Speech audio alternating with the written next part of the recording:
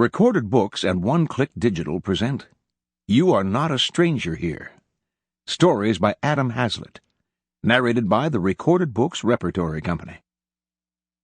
And now the first story in this collection, Notes to My Biographer. Narrated by Norman Dietz.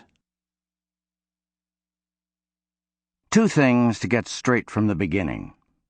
I hate doctors and have never joined a support group in my life.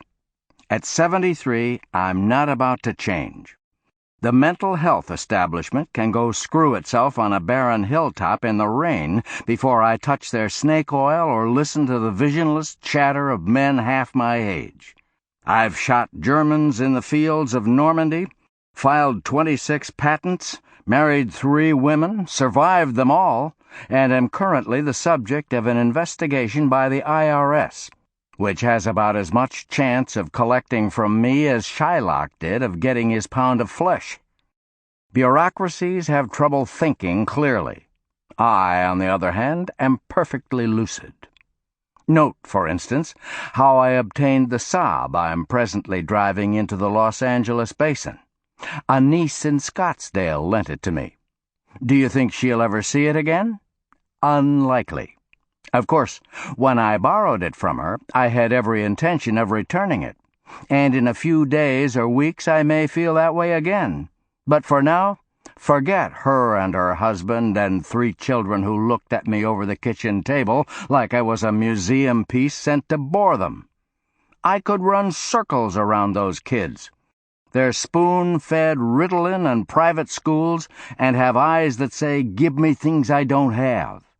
I wanted to read them a book on the history of the world, its migrations, plagues, and wars, but the shelves of their outsized condominium were full of ceramics and biographies of the stars. The whole thing depressed the hell out of me, and I'm glad to be gone.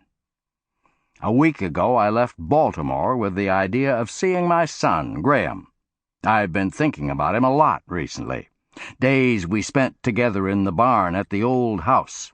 How, with him as my audience, ideas came quickly. I don't know when I'll get to see him again.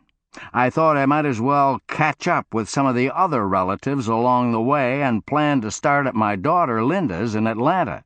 But when I arrived, it turned out she'd moved.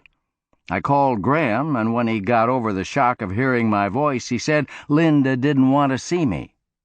By the time my younger brother Ernie refused to do anything more than have lunch with me, after I'd taken a bus all the way to Houston, I began to get the idea this episodic reunion thing might... Sample complete. Ready to continue?